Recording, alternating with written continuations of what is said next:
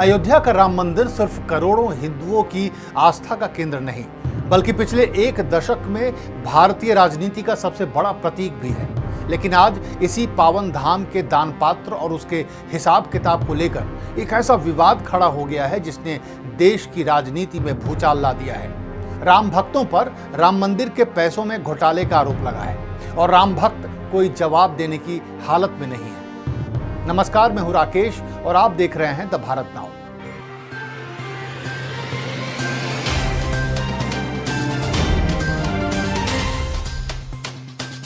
रामलला के दरबार में हंगामा मचा हुआ है। प्रधानमंत्री नरेंद्र मोदी को चिट्ठी लिखी गई है।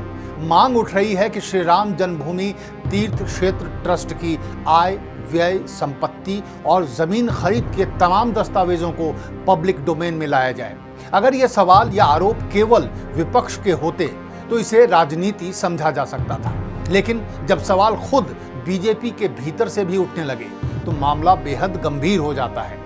सवाल यह है कि क्या यह सिर्फ दान के पैसे के हेरफेर का मामला है या फिर आने वाले उत्तर प्रदेश विधानसभा चुनाव 2027 में यह बीजेपी के लिए सबसे बड़ी राजनीतिक चुनौती बनने जा रहा है। ताजा विवाद राम मंदिर के दान के पैसों से जुड़ा है। समाजवादी पार्टी के प्रमुख अखिलेश यादव और पूर्व विधायक पवन पांडे ने आरोप लगाया है कि मंदिर के दान पात्रों से करोड़ों रुपए, लगभग 5 से 7.5 करोड़ रुपए गायब हैं। विपक्ष का कहना है कि दुनिया भर के राम भक्तों ने जो अपनी गाढ़ी कमाई मंदिर को दान दी, उसमें बड़ा घपला हुआ है। बात सिर्फ विपक्ष तक सीमित नहीं रही। बीजेपी के वरिष्ठ नेता और प्रवक्ता डॉक्टर रजनीश सिंह ने भी इस मामले में केंद्रीय एजेंसी से निष्पक्ष जांच की मांग कर दी है। उनका कहना है कि अगर ये आरोप सच हैं तो ये न सिर्फ एक आर्थिक अपराध है, बल्कि करोड़ों राम भक्तों की आस्था के साथ बहुत बड़ा खिलवाड़ है। इतना ही नहीं, मामला कितना गंभीर है इसका अंदाजा आप बीजेपी नेता बृजभूषण सिंह के बयान से भी लगा सकते हैं, जो सच बोलने की हिम्मत तक नहीं जुटा पा रहे हैं। अगर मैं सत्य बोल दूंगा तो बहुत परेशानी में आ जाऊंगा। अगर मैं सत्य बोल दूंगा तो बहुत परेशानी में आ जाऊंगा, क्योंकि वो बहुत बड़े लोग हैं। श्री राम जन्मभूमि तीर्थ क्षेत्र ट्रस्ट के महासचिव चंपत राय ने इन आरोपों को पूरी तरह खारिज किया है। उनका कहना है कि ट्रस्ट और स्टेट बैंक ऑफ इंडिया के प्रतिनिधि मिलकर समय समय पर इंटरनल ऑडिट यानी खातों की जांच करते हैं। ट्रस्ट के मुताबिक मंदिर परिसर में करीब 4 दर्जन दान पात्र रखे गए हैं, जहां रोजाना लाखों का चढ़ावा आता है। इन पैसों की गिनती एक तय और पारदर्शी सिस्टम के तहत होती है। ट्रस्ट का दावा है कि फिलहाल रूटीन ऑडिट चल रहा है और अभी तक किसी भी तरह की वित्तीय गड़बड़ी या हेरफेर के सबूत नहीं मिली हैं। हालांकि विपक्ष इस सफाई को झूठ का पुलिंदा बता रहा है और सीधे तौर पर सीसीटीवी फुटेज की जांच की मांग कर रहा है। और आरोप यह भी है कि मामले को छुपाने के लिए पैसों की गिनती से जुड़े सीसीटीवी फुटेज डिलीट कर दिए गए हैं। वैसे राम मंदिर से जुड़ा यह कोई पहला विवाद नहीं है। इससे पहले साल 2021 में भी जमीन खरीद को लेकर बड़ा राजनीतिक घमासान मचा था। आम आदमी पार्टी के संजय सिंह और कांग्रेस के रणदीप सुरजेवाला ने आरोप लगाया था कि जो जमीन कुछ मिनट पहले 2 करोड़ में खरीदी गई थी, उसे ट्रस्ट ने चंद मिनटों के बाद ही 18.5 करोड़ में खरीद लिया। मतलब यह कि किसी को फायदा पहुंचाने के लिए 2 करोड़ की जमीन 18.5 करोड़ में खरीद ली गई थी। उस वक्त भी सुप्रीम कोर्ट और पीएम मोदी से जांच की मांग की गई थी। हालांकि ट्रस्ट ने तब स्पष्ट किया था कि जमीन के दाम मार्केट रेट और एग्रीमेंट के हिसाब से तय किए गए थे और उसमें कोई घोटाला नहीं था। इतना ही नहीं, जब रामलला की मूर्ति तिरपाल के अंदर थी और मंदिर निर्माण के लिए पूरे देश से चंदा मांगा जा रहा था, आरोप है कि चंदा की रकम भी हड़प ली गई थी। आरोप लगने के बाद इंटरनल जांच शुरू हो गई। एसबीआई और ट्रस्ट की एक संयुक्त टीम पिछले कुछ दिनों से बारीकी से खातों का ऑडिट कर रही है।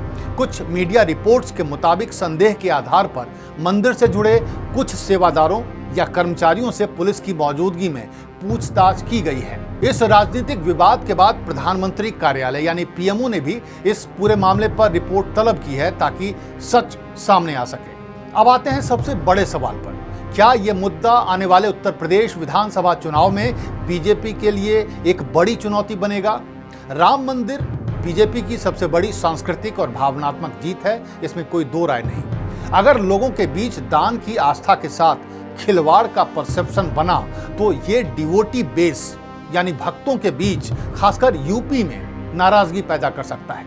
ये कहने की कोई जरूरत नहीं है कि चुनाव से ठीक पहले विपक्ष को बैठे बिठाए एक हथियार मिल गया है और 2027 यूपी चुनावों से पहले ऑपोजिशन इसे बीजेपी शासन में मंदिर में लूट का नैरेटिव बना रही है।